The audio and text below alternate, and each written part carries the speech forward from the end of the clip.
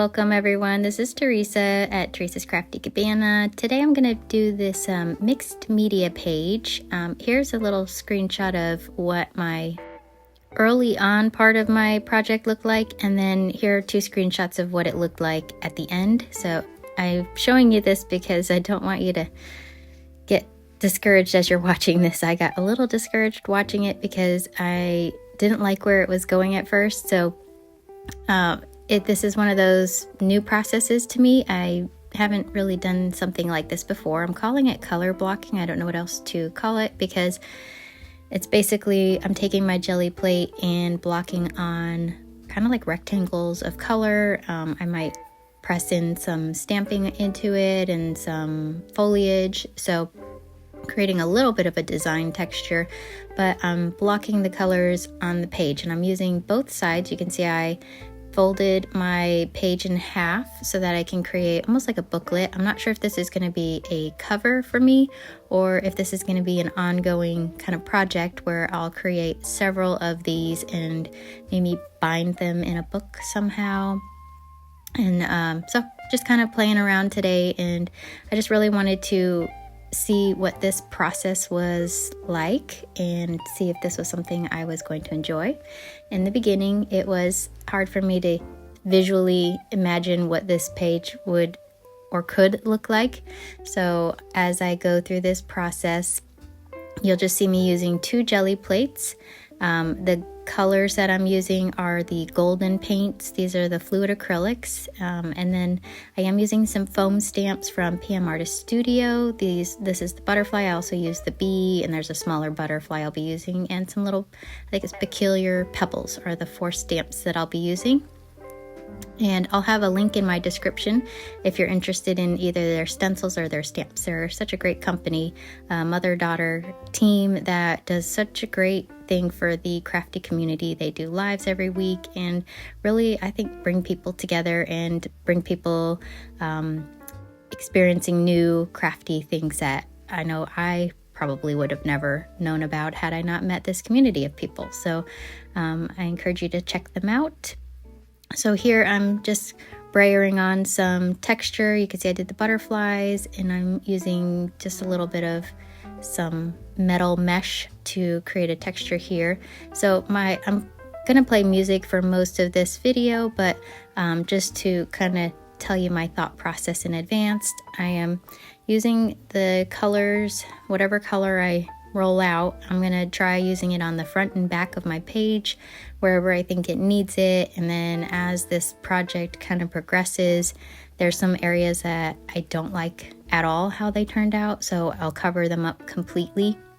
And then since these are acrylic paints, they do blend over each other, so the color on top shows through, and then a little bit of the design underneath may show through, so it does create a really cool effect in the end. And I think it looks very I don't know, like pops of color, and it's a very fun project. And the hardest part for me is there's no planning for this. I did zero planning. I didn't even know what kind of design texture I was going to use. I just had some laying out on my desk, and that's all I used was what was basically at hand. So that was hard for me, not having like a planned Gelli print. It was just kind of put a little bit of paint down, press it down onto the paper, and just kind of see where it goes. So if you've never tried anything like this, it is kind of a freeing process, because I felt like I almost had like no idea what was going to happen. So whatever happened, I was just going to wait and see how it turned out. And I thought that was really fun to kind of play around with how my colors mixed, and I didn't clean my brayer off that much in between my paint colors, so they had a little bit of the leftover paint from the prior pull of paint. So that's kind of my process here, is just kind of being messy and, you know, just seeing what it turns out looking like. So I'll go ahead and play some music, and I'll catch you at the end of the video where I'll kind of go over what my thoughts are with the final results.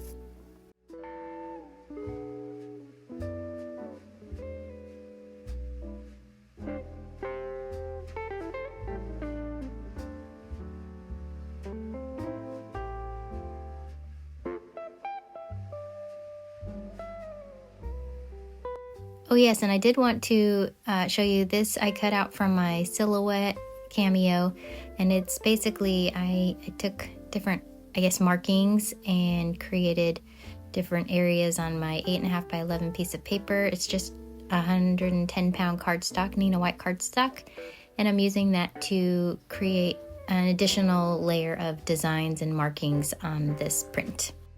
I also created another sheet that had words on it, and I had downloaded stencil fonts, and I picked the font that I liked the best, and I just cut that out on my cardstock as well. And the nice thing about cutting it out is you have to put it backwards so you're able to use it so that it'll show up the right way when you print it. So that's just wanted to mention that that's what I'm using for these little markings and the words that I'm using.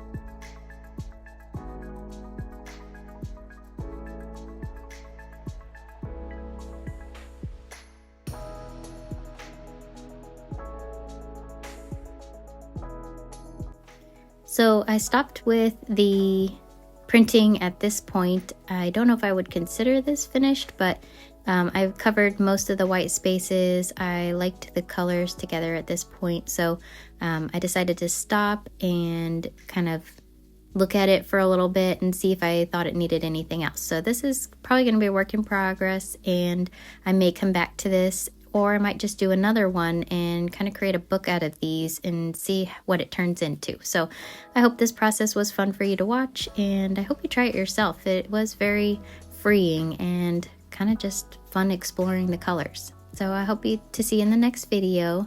In the meantime, happy crafting.